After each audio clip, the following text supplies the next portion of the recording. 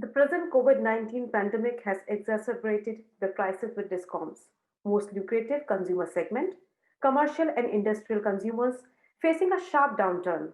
In the next panel discussion, the speakers will discuss on the topic RE can help DISCOMs turn profitable. I would like to invite Vibhuti Garg, Senior Energy Economist, IEEFA, to moderate this discussion. Over to you, Ms. Garg. Thank you, Annie. Good afternoon, everyone. Welcome to the session on how renewable energy can help distribution companies turn profitable. I'm joined today by esteemed panelists. We have today Mr. Mohit Bhargava, Executive Director, NTPC.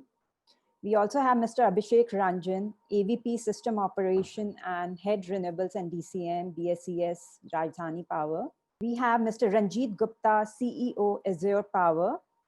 Mr. Vinay Rastogi, Managing Director, Bridge to India. And last but not the least, Mr. Ashish Fernandez, Director, Climate Risk Horizons. Thank you all for joining us today. Few housekeeping points before we start. I would request everyone to keep your phones on silent mode. Participants can ask their questions in the chat window and we will try and take up as many questions at the end.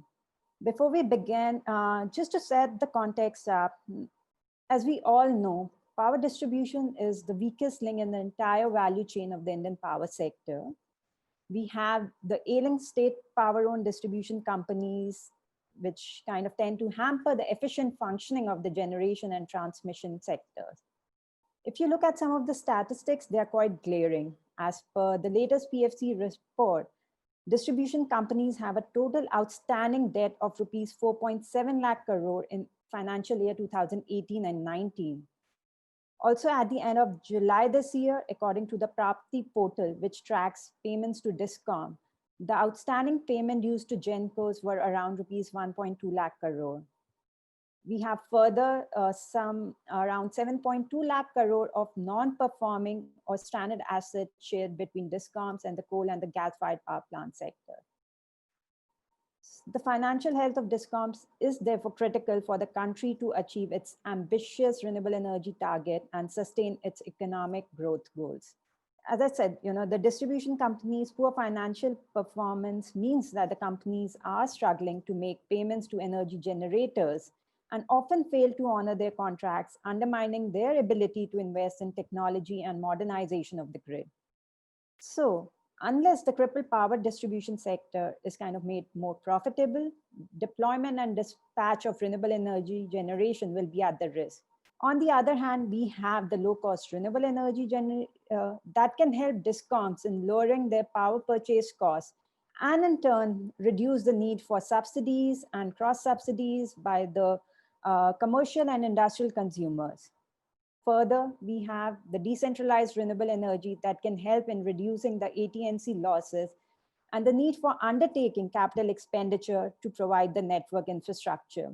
In fact, in its annual World Energy Outlook, the IEA in its central scenario, which kind of reflects the policy interventions and targets that have already been announced, renewables are expected to overtake coal as one of the primary means of producing electricity by 2025.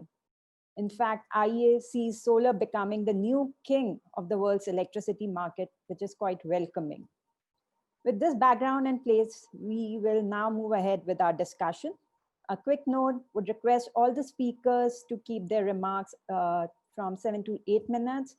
That will allow to discuss some of the key points raised during the discourse and also taking up few questions from the audience at the end. I would now like to invite Mr. Mohit Bhargava. Mr. Bhargava, NTPC is kind of the flag bearer for India's electricity sector transition.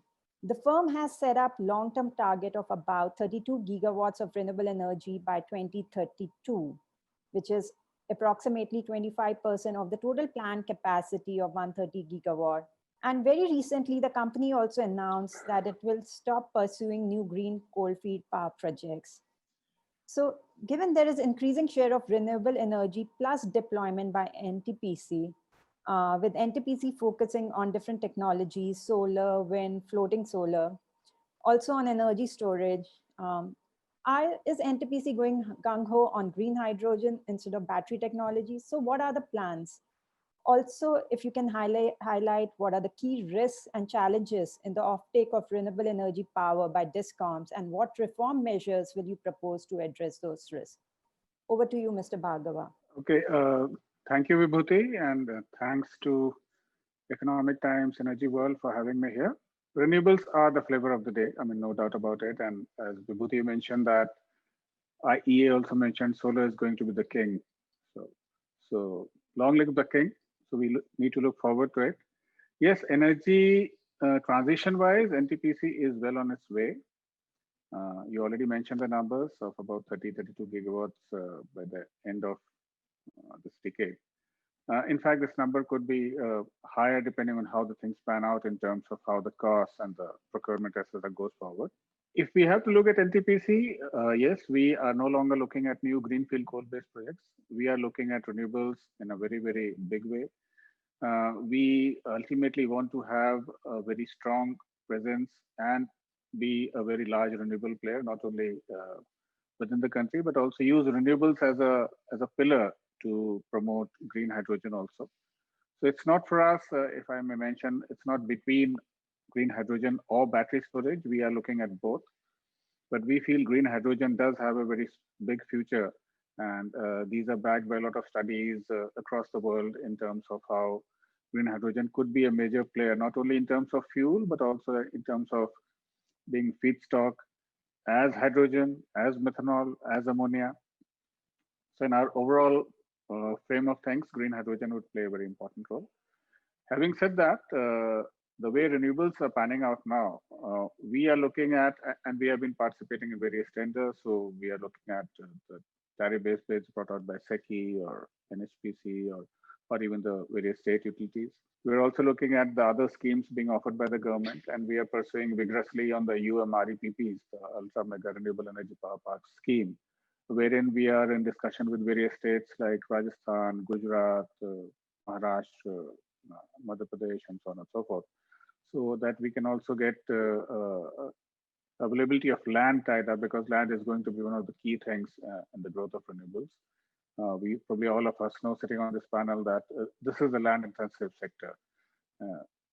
The other thing which we are also trying to do is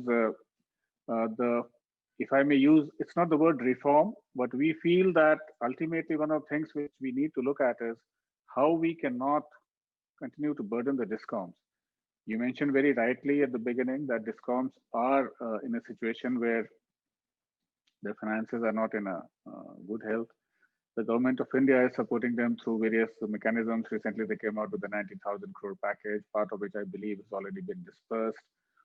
So they are coming through the ranks, and they have been hit by the corona pandemic, as probably all of us have. So it's imperative that whatever renewables come in, they do not come in as an add-on. So one of the things we feel very strongly is that we need to look at how we can get into renewables through the non-PPA mode. If you remember 2 years ago, Government of India had issued a policy of flexibility in scheduling of generation of the thermal power plants. The intent was that whenever a thermal power plant is getting scheduled, and if we have solar power which is cheaper than that, we can replace the thermal power at that point of time with the solar power, or for that matter, wind power. In this case, what is actually happening is that suppose we have a power plant with the energy charge rate of say 2 rupees 75 paisa, and we have solar today 240 or 236 as the latest rate came out. So there is a clear benefit to the DISCOM also in terms of savings, in terms of power. And the DISCOM also doesn't need to sign any additional PPA. So this power can flow to the DISCOM within the existing PPA of the thermal power projects, and they don't need to take the liability or the obligation for having new PPA. So this is a risk-free model for them. Other than that, we also feel that ultimately, even the government is talking about moving to the market. So we need to actually encourage and deepen the green market. We recently started the green TAM, although it's still in infancy and probably a very small work is going on there. But we hope over a period of time, this could become a major player in terms of supply of power. So we very strongly feel that PPAs, I mean, although I understand there's Ranjit on the panel and a couple of other guys who have been pushing for PPAs, and all the other IPPs also are pushing for PPAs. But we feel that ultimately PPAs are in a way becoming kind of a bane rather than a boon, because the the entire energy being expended in trying to get PPAs, and in the current recent past, we've also seen there was a news item that almost 16,000 megawatts of projects have been done through the tariff-based bidding, but the PPAs have not been signed. So we feel that PPAs, we need to look at how we can get away from PPAs and still grow. This will ensure that the DISCOM's liability will also not increase. So from an overall point of view, NTPC is looking at 30, 35 gigawatts. That's a number which we are keen to do. We already have about 5 to 6 gigawatt in terms of pipeline. And although it's primarily solar now, but we are looking at wind also, we're looking at storage also. We're also looking at hydrogen. Green hydrogen, as I mentioned, may take a couple of years to actually get mainstream, because we are working on pilots, and time permitting, we can discuss this later on in the program. So we feel that renewables will be the key cornerstone for NTPC to grow. Thank you. Thank you, Mr. Bhargava. You raised very good points on the need for long-term PPAs. We will come to that a little later, but it was good to see NTPC entering into new emerging technologies. And given the backing it enjoys being a public sector enterprise, we expect it will be instrumental in the downward cost curve of these technologies and adoption of the same. Also, we are definitely living in hard times, but we are seeing economic revival happening, and this should reduce burden on ailing DISCOMs. And hopefully we are back on track and able to deploy more RE in the coming months. Coming to you, Mr. Ranjit, we have heard the largest public sector developer talk about its plan for energy transition. Azure Power is one of the front runner in the private sector to help India leap towards its energy transition goal. With renewable energy being competitive already, and in fact, it is deflationary, prices are likely to go down further. So in this path to decarbonization, is your company looking, apart from grid connected power, looking at entering into domestic manufacturing of solar modules and cell as part of government plan of Atmanirbhar Bharat? Also, I just wanted to understand, Azure Power has decided to kind of exit the solar rooftop market. What are the risks and challenges you think solar rooftop players are facing today? And what needs to be undertaken by distribution companies to increase, adoption of both decentralized as well as grid-connected renewable energy? Any change in central and state level policies reforms that can help in accelerating energy transition in India, according to you? Over to you. Thanks a lot, Vibhuti. Thanks for inviting us on the panel. A lot of questions. So I think as far as Azure is concerned, currently we have about 2 gigawatts operating and about a gigawatt under construction and a pipeline of another 4 gigawatts. Most of this capacity is grid connected, ground mounted, utility scale capacity. And given the rooftop portfolio, the size of our rooftop portfolio, it is difficult for a company that is focusing on utility scale projects to also focus to make the rooftop business profitable. So obviously the rooftop business by itself, if you take a rooftop business as a standalone business, it is a good business. It's a profitable business, and not only is it profitable, but it is also a focus business for the government. So there is, growth which can be expected in the rooftop business in the coming years. But as you will see across the country, there are quote unquote specialized companies which are focusing on C&I, focusing on rooftop businesses. And their business models are built around rooftop because though rooftop is also solar and a ground mounted utility scale project is also solar, the way to execute the projects, the way to maintain the projects, the way to win the projects, the way to price the projects is very different. So it's a different business model which you need to follow. And we believe that whatever success we've had with the rooftop business, it will be more successful with a company that is focused on this segment of the business. So that is the reason why we decided to to look at seeing whether we can find a better home for our rooftop business. As far as the rooftop business is concerned, Of course, there are challenges in the rooftop business related to where the distribution companies feel that the rooftop business is eating into their domain. But in a country like ours, such a large country, there'll always be some pushes, some pulls. But overall, the path to growth in rooftop is available. There is a runway, and in the medium term, in the long term, it will be a good business to be a part of. As far as the manufacturing is concerned, the government is pushing very hard to have manufacturing in the country. It's a very important thing for us. Today we import almost 85,000 crores of solar equipment from China. Literally all of it comes from China every year to fuel our solar growth. There is no reason why we should be doing that. India has manufacturing capacity on the solar side, and it is something which is we have demonstrated that it is not difficult to set it up as a country. It's just that there is no level playing field between China and the rest of the world. Literally, right? It's not only India where manufacturing has not flourished. Manufacturing has not flourished in many other countries because of the fact that the playing field is not level. The government is working on that. The government is trying to level the playing field between India and China so that the Indian module manufacturers can run a profitable business. Once the government has taken those steps and the business becomes profitable, I'm sure that people will be attracted to this business, and we will over the next 2 to 4 years be able to set up manufacturing capacity within India. To me personally, it's a low-hanging fruit, and I know that the government is working hard towards getting this vision realized. And sooner than later, it is likely to happen. As far as the distribution companies are concerned, as to how they should increase the rate of adoption of RE, I somehow feel that we should not push the distribution companies to do one thing or the other. At the end of the day, they are commercial organizations, right? And they have a particular energy mix that they need. Today, renewable energy makes commercial sense for the distribution companies.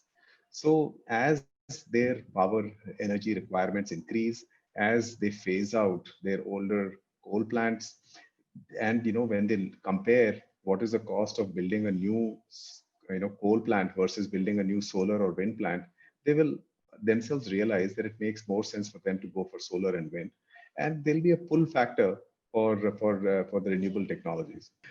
There is one concern that they do have, the distribution companies, and that is of the dispatchability of power, right? And they find that the renewable energy, which they are typically getting into agreements for, is not dispatchable. It is intermittent. It happens when the sun is shining. It happens when the wind is blowing. It is not something that they can, they can dispatch on demand.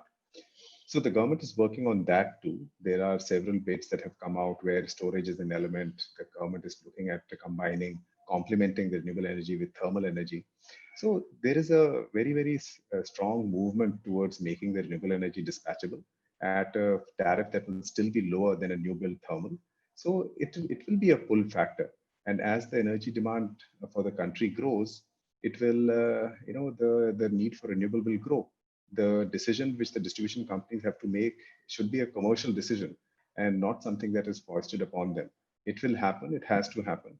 And it is important that as an industry, as a renewable energy industry, we look at what our customers want and try and develop products that the customer needs. And automatically the customer will go out and buy our power. You very rightly pointed out that there are very different models, business models for grid versus solar rooftop. It is a very different market altogether. So players have to pick their field, in a very decisive way, depending upon the risk as well as the advantages it has. And also on domestic manufacturing, we'll discuss, while you have identified that there is a difference in the level playing field and we need to create that in order to push more domestic manufacturing in India. We will kind of deliberate upon this a little later. And also on the issue of intermittency of RE and what kind of are the different or the different drivers that can help distribution companies in kind of adopting more and more renewable energy going forward, whether it will be demand or it will be the economics that will drive the decision. But being distribution company, being a commercial entity, I think they are at the end of the day real consumers who have to kind of make this call. I will now kind of bring in Vinay. Vinay, Bridge to India has done some great research on the current state of renewable energy market and how future is unfolding in this space. What are your views of increasing share of renewable energy in the total energy portfolio by DISCOMs? What are the key benefits that DISCOM derive by increasing adoption of RE? And also if you can highlight any key challenges that need immediate policy interventions. Okay, thank you, Vibhuti. It's great to be on the panel and hear the views of all the other participants. In terms of how do we get the DISCOMs to buy more renewable power, I think, Ranjit has very lucidly and rightly pointed out that, renewables have a very strong pull factor today because of the falling costs and the improving economics. But at the same time, I do think that, that alone may not be sufficient. And that is what we are seeing on the ground today, that because of the slowing demand and the fact that the DISCOMs already have surplus contracted thermal and other power sources, they are actually going very, very slow on renewable power procurement. So I do think that at least for some more time, we do need a bit of carrot and stick. And now, that stick in the past has been, or so far has been the RPO model, which, as we all know, has not really worked because the regulators have not enforced it. The penalty mechanism is not really available in the sense that the RECs, the liquidity, etc., is not available. So I do think that we do need to come out with a better mechanism for DISCOMs to buy, and indeed, in my view, even force them to buy more renewable power, because I do see some challenges in the short term because of demand supply issues. And, to be very honest, it is not that the country is forcing the DISCOMs to buy more renewable power. It is not like punishing the DISCOMs in any way. The fact is that as a country, we need cleaner energy, right? It is the consumer who's going to get the benefit of clean energy, and it is the consumer who's going to pay the cost, whether it is of RPO enforcement, RECs, or higher cost, or whatever it is the consumer who's going to bear the cost of those decisions. I don't know if many of you noticed, but yesterday there was a report released which said that last year in India, there were more than 100,000 baby deaths, where babies dying within 1 year of their birth because of poor air quality. And that is on top of, I think about 500,000 deaths every year because of poor air quality. I think we have a very, very strong environmental imperative, which we sometimes forget. When we talk about renewable energy, etc., we sometimes forget why have we decided to go down this path. But the fact is that whatever the government has decided in terms of trajectory, plans, targets, etc., we are massively lagging behind. Today, we are running at a rate of about 6 to 8, maybe in a good year, 9 to 10 gigawatt per annum. The target is to do, based on the 2030 kind of target, is to do about 35 gigawatts of new renewable capacity every year. Now, that is not going to happen if you leave it entirely to the DISCOMs. So I think ultimately it is going to be a political decision.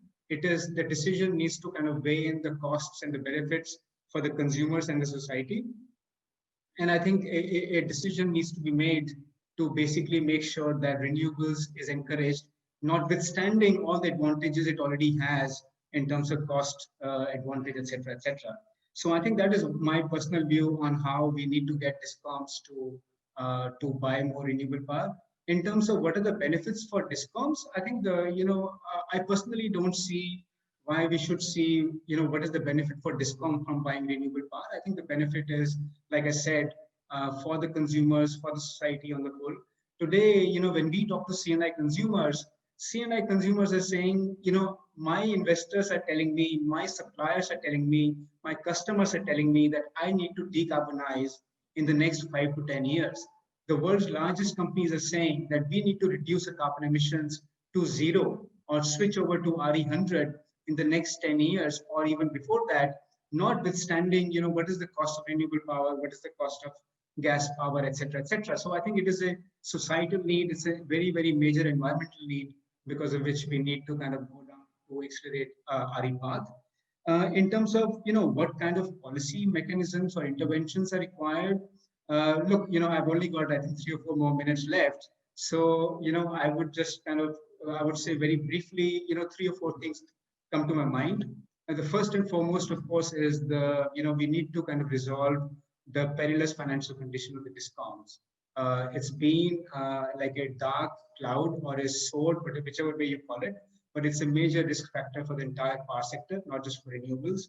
All the policy interventions so far have failed. And personally, I don't hold much hope from the current bailout or the liquidity package either. So we need to find a structural permanent solution to the insolvency or the liquidity issues facing the discoms. And that means a number of measures, whether it is bringing the AT&C losses down, smart meters, tariff rationalization, et cetera, et cetera. The second thing I believe is that, we have left it too late to introduce storage, be it batteries, pumped hydro, or, hydrogen or whatever into the energy mix. And the reason again is because we are so cost sensitive as a society, and the discoms are not going to take any decision until and unless it is viable from a cost point of view. And the consequence is that, one, we are falling behind in the race to build storage capacity, manufacturing, raw materials, ecosystem, et cetera, et cetera. So, and we can't afford that. The pace at which the renewables are growing, it is imperative that we fund and we lay very strong impetus on growing storage, irrespective of cost. If we have to bear the cost and subsidize storage, like we did for solar, like we did for wind, like we do for all the other various technologies, if we have to do that for the next 2 to 3 years before it scales up and the cost comes down, I think we as a society and a country should be prepared to do that. And I think we already left that too late. The third thing I would say is that, land and transmission, despite all the initiatives, they continue to be major challenges. We are doing about, like I said, 6 to 8 gigawatts per annum today. But even then, we're already seeing major challenges because of which tenders are getting delayed. Project execution, our database shows that more than 50% of the projects are delayed by anything between 3 months to 18 months, mainly because of land and transmission kind of challenges. And again, if you want to go from 8 gigawatts to 30 gigawatts or 35 gigawatts, you need to, or rather the government needs to very proactively, decisively plan for land and transmission 3 to 5 years in advance. We can't leave it, until 3 years later to decide where the new substation capacity needs to go. So I think that is one more kind of very key challenge or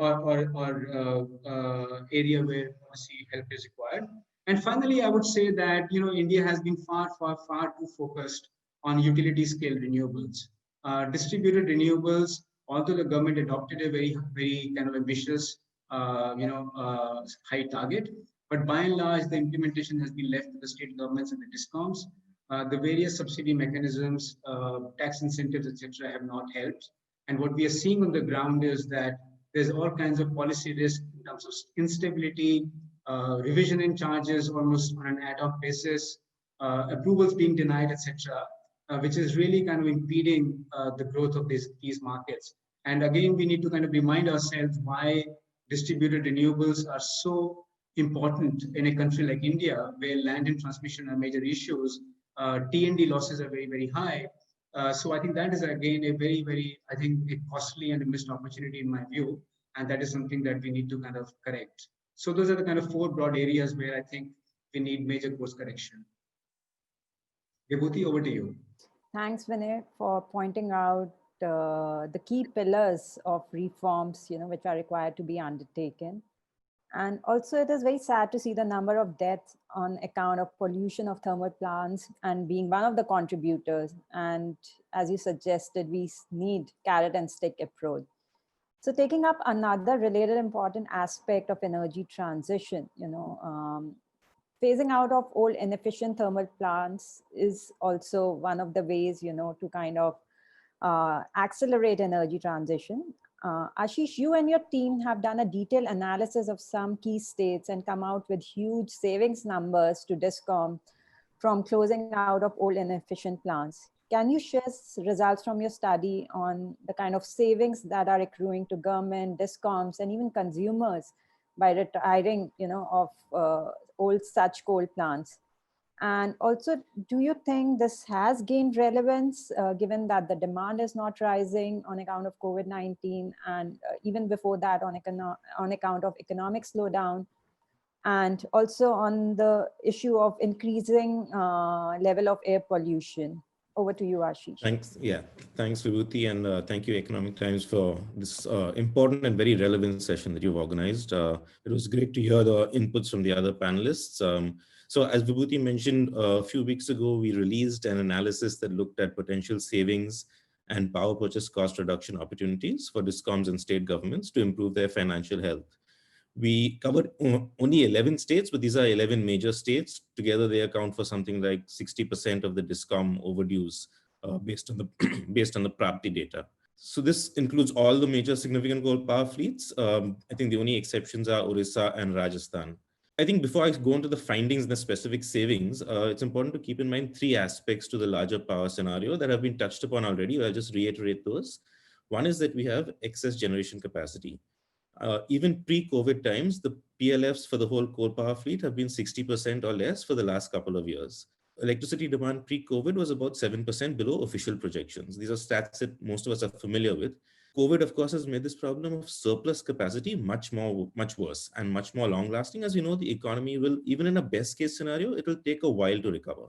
However, at the same time, we have about 17 gigawatts of new coal plants that are nearing completion and will be commissioned within the next 6 months to maybe 1 year. So we are looking at sustained surplus generation capacity on the coal sector for the foreseeable future, at least for the next several years. And this is harming especially the private sector, but also starting to harm renewables, as has been touched upon. Second factor is that we know that renewables is by far the cheapest new source. We won't go into that in more detail. I think it is clear. It's cheaper than new coal, and it's cheaper now increasingly than a lot of existing coal purely on a tariff basis. The third factor, which Vinay just touched upon, is that Indians now want clean air. COVID has brought home the threat multiplier that air pollution poses to our health, in the sense that it makes us more susceptible to all kinds of diseases, including COVID. And it's also shown us that we can have lovely blue skies again. Just last week, I was in Bombay and I saw blue skies in Bombay for the first time in, I don't know, probably decades. So while there's talk of again moving the implementation deadlines back for coal power plants, sooner or later, all of them, and especially the older ones, which are less efficient and more polluting, will have to incur capex on retrofits to ensure that they are in legal compliance. So if we have that as a background, we need to look at where do we go forward? What are the avenues for savings for DISCOMs? I think the biggest thing that hasn't been touched upon in this discussion, frankly, is the potential savings for DISCOMs and state governments through a planned phase out of the older coal power plants. We know that this has been talked about by the government from the air pollution point of view, but if you look into the figures, in most cases, this will actually also yield savings to the DISCOMs and to the state governments. The full report on this with all the details is on our website, climateriskhorizons.com, but I'm just going to go over some of the key findings in brief. So when we talk about old coal power plants, the CA has used 25 years as the benchmark. If we actually reduce that benchmark a bit and say 20 years and over, I consider those as old, what are the savings there? There's huge savings opportunity in almost all of these states from retiring these old coal plants. The savings are to accrue in two ways. The first is you avoid the retrofits that are otherwise legally mandatory to meet the air pollution standards. Just avoiding these retrofits, and we know there's a lot of discussion about where the money is going to come from for these retrofits. How do most of these plants are either owned by the state or in some cases the central sector, but most of them are state sector plants. Where do state governments get the money from? The GENCOs get the money from to actually install those retrofits. So just avoiding those retrofits by committing to phase out those plants, that will save GENCOs about 18,000 crores in these 11 states that we looked at. My estimate is if you look at all the states, this number will be close to about 25,000 crores. The second way the savings accrues is if the scheduled generation from these plants is replaced with renewable energy, which we know now is reliably available at less than 3 rupees a kilowatt hour, the DISCOMs will save about 7,000 crores annually in this way by replacing that with renewable energy. Even if renewable energy is not available, say, just power from the market, we know that power from the market is now available again at 3 rupees a kilowatt hour or less. So the savings just from replacing that are significant. If you look at the usual tariff period of 5 years, of course, this adds up to a much larger savings. 7,000 crores is just a per annum saving. And this goes a long way to reduce the power purchase cost and the gap between ACS and ARR. Like I said, most of these plants are in the state sector. There are a few central sector plants as well, but most of them are in the state sector. So the recent statements coming from the center about phasing out old coal power plants must be looked at in this light. This is really going to be up to the state governments to do. The onus is on them, and they're the ones who are going to have to do this, which is why it's important to quantify what the financial benefits are for those state governments, and that's what we looked at. The third thing I think that's very important is that there's a risk of further worsening the DISCOM situation in several key states, especially we found in UP, Maharashtra, Tamil Nadu, and to some extent in Andhra and Telangana. The reason this happens is because despite the excess generating capacity situation, there are close to 20 gigawatts of new plants approaching completion across the country and likely to be commissioned in the next year or so. The bulk of expenditure has been incurred in these projects. So the best thing to do is obviously get them up to completion, get them running, which will of course have impacts on the surplus generation capacity. However, there are also at least 14 gigawatts of early stage projects under active consideration. Most of these are in the state sector. These are not going to be completed for 3 to 5 years at the very least, probably maybe even longer, by which time they will be extremely uncompetitive with other cheaper sources. But yet public money is being plowed into those even as we speak. This will have a further impact on the high fixed cost burdens that have already played a role in DISCOM's financial distress. There's excess generation capacity. The new plants will add to this further. Onerous fixed cost burdens on the DISCOMs will increase even further. So there's a real risk that DISCOMs will be locking themselves into expensive PPAs with uncompetitive power and high fixed cost obligations, which will only make their rescue and revival much more difficult. We found that freezing the expenditure on these early stage plants, just these 14 gigawatts of early stage plants under construction, freezing expenditure on them can save over 90,000 crores of public money that can be diverted to more productive uses in the energy transition in those respective states. Fourth, over the longer term, if we look at not just a 2 to 3 year horizon, but maybe a 5 or 10 year horizon, and if you allow DISCOMs, if you say that DISCOMs should have a goal of phasing out all PPAs that provide power above 4 rupees a kilowatt hour, replacing that with cheaper alternatives, either from new RE or from cheaper sources on the open market. Just having a program like this in place based on current tariffs, this could save well over 55,000 crores per annum in just the 11 states we looked at, based only on current tariffs. Of course, coal tariffs generally tend to escalate, and we know that renewables is falling. But if you look at where tariffs are right now, this is the amount of savings we're talking about in just the 11 states. This kind of shift is feasible in the longer term over a 5 to 10 year horizon. And I think if we're talking about reviving the Indian economy, reviving manufacturing, boosting the competitiveness of Indian products globally, we have to be looking at ways to ensure cheaper electricity. Phasing out expensive thermal power contracts has to be on the table as one of the options over there. So in summary, I think there are very significant financial savings to be made from a planned phase out for over the next 2 to 3 years of coal plants that are over 20 years old and replacing their generation with renewables. We can start with the oldest, least efficient and most expensive power plants and work our way down the ladder. But phasing out these old coal power plants and replacing their generation with renewables, I think has to be an essential part of any DISCOM recovery plan.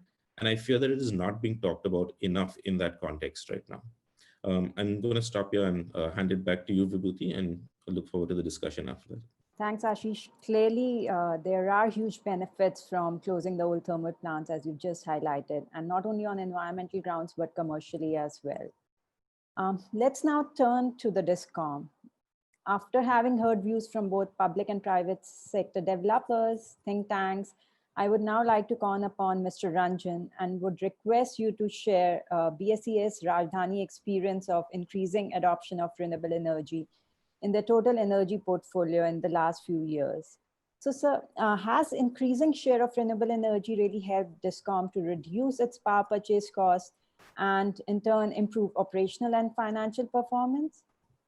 Also, if you can highlight the various initiatives and reforms that the state DISCOM has undertaken to promote adoption of both grid and off-grid solar rooftop energy.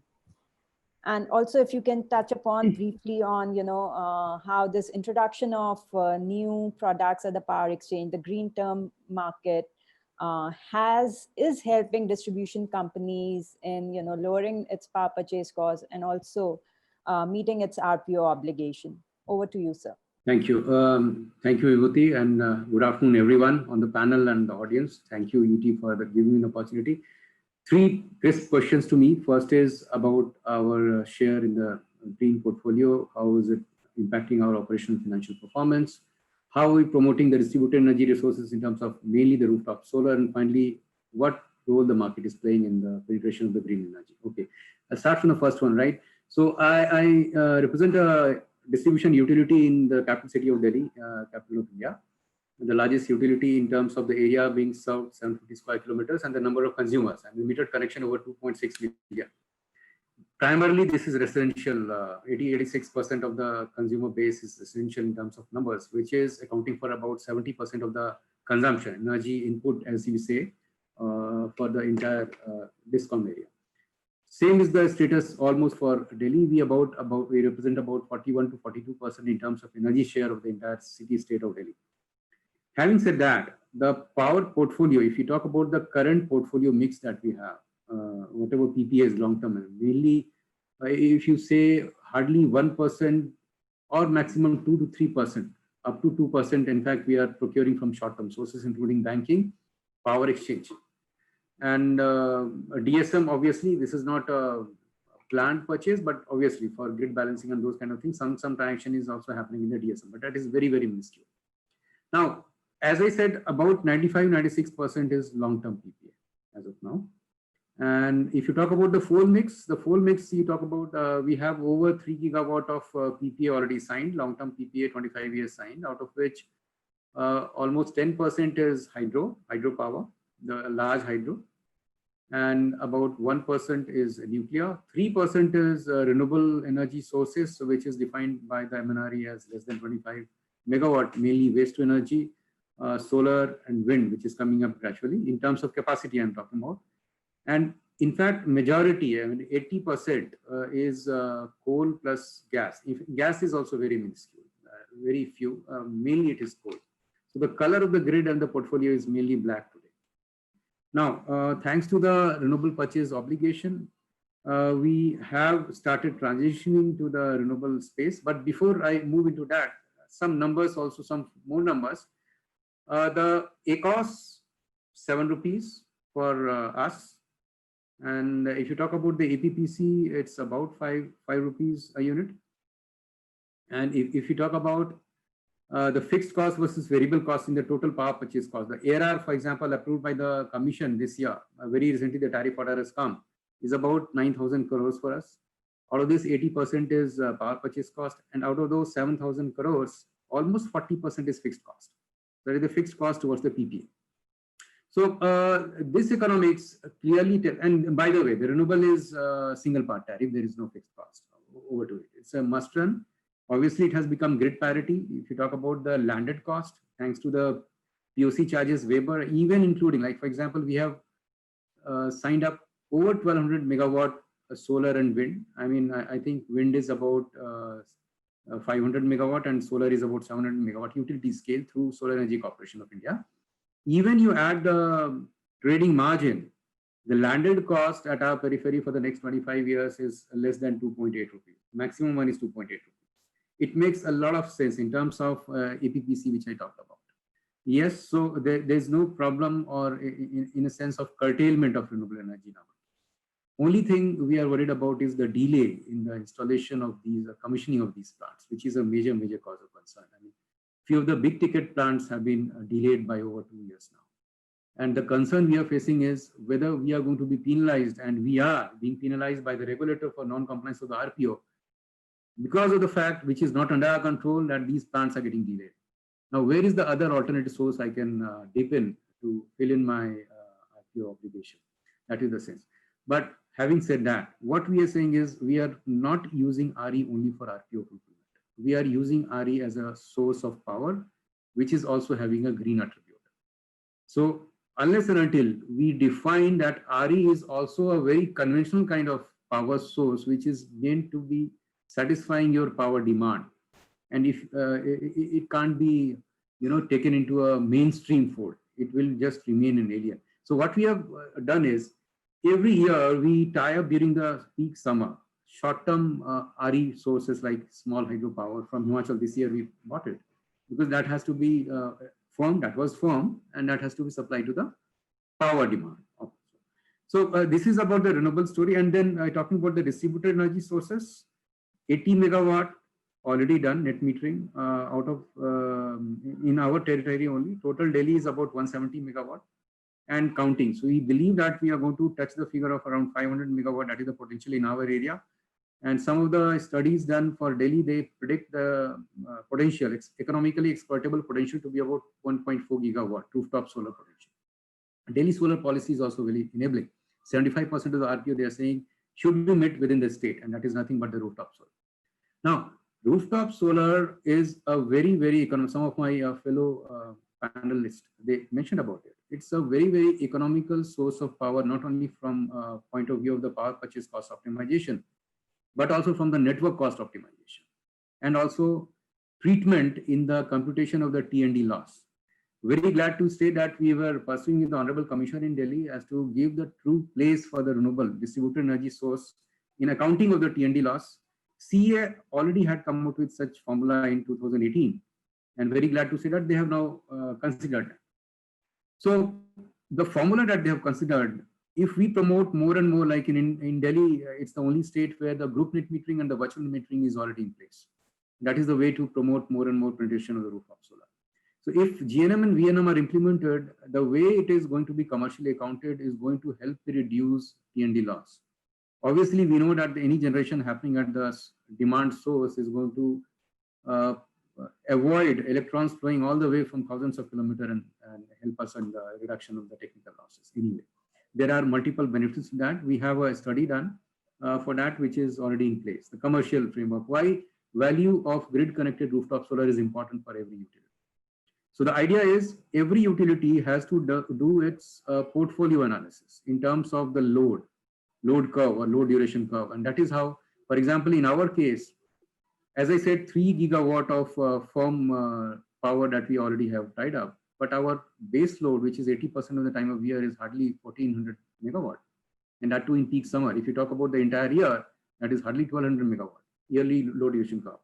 So, and against that, we have firm, if 3000 megawatt is the gross capacity, firm availability after accounting for maybe planned outages, etc., is 2500 megawatt anytime. So we are already tied up, over tied up in terms of the firm capacity. What is that leading to? When you integrate renewable, by that means you have to back down. When you back down below 85% of the rated capacity, you have to pay compensation charges, because these units are facing deterioration in terms of SSR and ROS losses as per the CRC regulation, right? So that is an added cost. So, and then we are also paying the fixed cost for the same. We are not utilizing around the clock entire year. So there is a need for portfolio optimization, and when that is done, and long-term PPA that is absorbed, as somebody was also saying that long-term PPA may have lived its life. It's not that we have to reduce the long-term PPA to zero. No, it has to be replaced by a capacity market. But the capacity suitable and commensurate to your base load, the balance can be met from short-term market. So that as rationalization also we are trying to do here, and trying to figure out as to how we can optimize our portfolio with more and more green power. When I say 1200 megawatt, with the same capacity mix in the next 2 years, if they come up, it will be jumping from 3% to about 29% by capacity terms, renewable energy share. Now, finally, talk about the market. GTAM, very good. We see a lot of participation from the solar. We are buying almost up to 1 MU a day. Solar, we believe, why is it coming in GTAM? GTAM is firm market, by the way. So it's firm, dispatchability issue is not there. And we are happy. We want dispatchable RE. So solar is coming, we are lopping it up here in winter also. It's making a lot of sense in terms of merit order dispatch. Wind is not making a move as of now. 2 reasons I can think of in GTAM. A, maybe this is lean wind period. B, the forecasting issue in wind is more problematic. I mean, it's less accurate compared to the solar. So GTAM is the way to go. Yes, we are waiting for MBED also to come in, market reforms wherein, and some few more market regulations, power market regulations 2020, which is going to come up. So we are waiting for that, and RE integration as well. So both distributed RE as well as utility scale. Over to you. Thank you, sir. As you very rightly said, that portfolio optimization and having capacity market will be critical to rationalize the costs that the DISCOMs are currently incurring. Also, it was very heartening to see that RE is being purchased for its green attribute and not just to meet the RPO obligation by the DISCOM. So moving to a very relevant thing about, there has been an increasing push for electric vehicles. We need to understand what is the readiness of the DISCOM on this. So we have question from the audience on, how do we, or how the DISCOMs is planning to manage the varying demand on the distribution ecosystem based on grid and off-grid solar and other renewable power and new segments of power demand to charge the likely increase in electric vehicles. Also, if you have a mix of both solar power and hydro power, pump storage is being explored to take care of at times during peaking power. So if you can briefly respond to this, because we are running short of time. Mr. Ranjan, if you can, take up this. Thank you. I'll take the second one first. You talk about firming up of the solar with the pump storage, right? So there are some products, somebody talked about, SECI has brought out some tender wherein they have married the solar plus the pump storage. And the hybrid product which is coming out is at 4 rupees something, whatever it is. And they are assuring firm power in the peaking hours, evening peak and night peak. Otherwise, it is variable.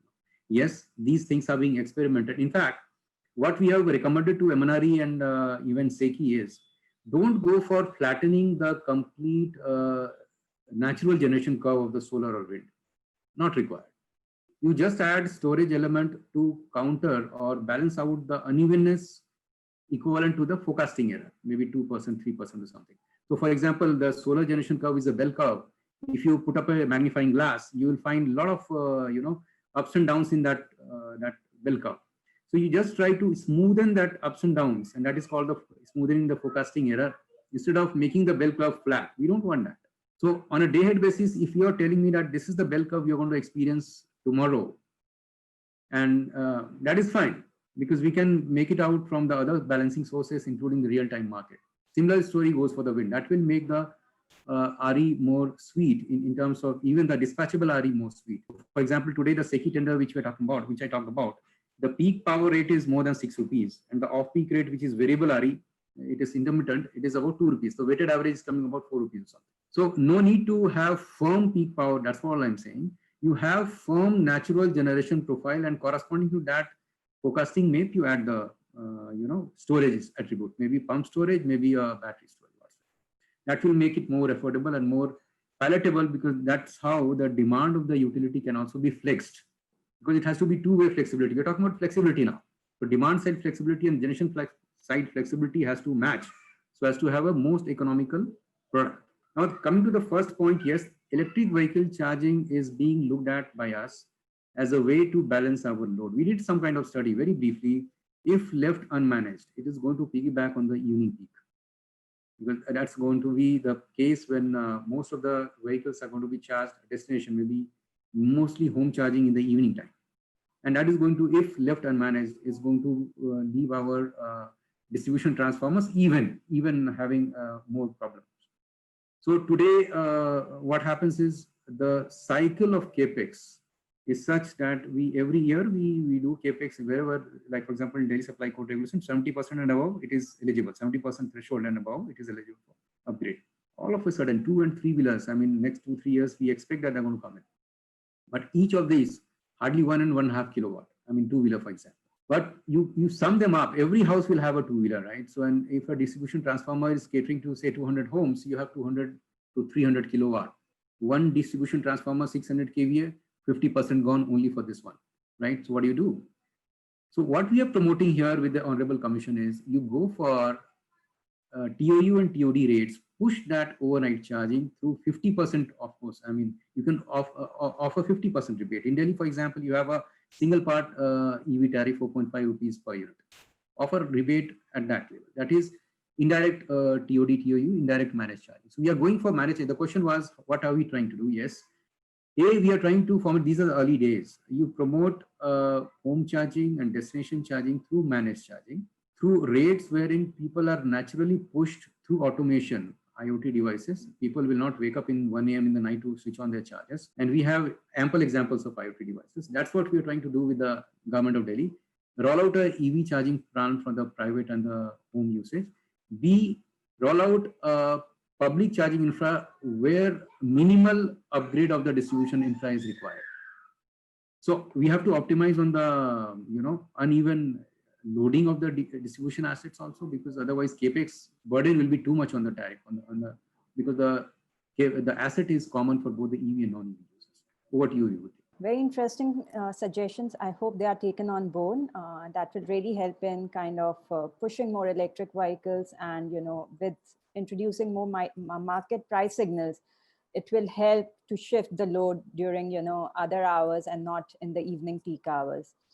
I'm just going to take up one last question from the audience, which is while we are all happy to see renewable energy prices going down, but is solar power at rupees 2.36 per unit sustainable? We also aim to bring in more sustainability. We just don't want low tariff, but also sustainable tariff. So I would now ask Mr. Bhargava as well as Mr. Gupta to quickly share their views on this, the low tariffs that we are seeing today now. Very quickly, yeah. Okay, so I think I'll go first. Sustainability, that's a very difficult question to answer. More so with the situation now we have in terms of procurement from countries, as mentioned earlier, that China was one of the major suppliers.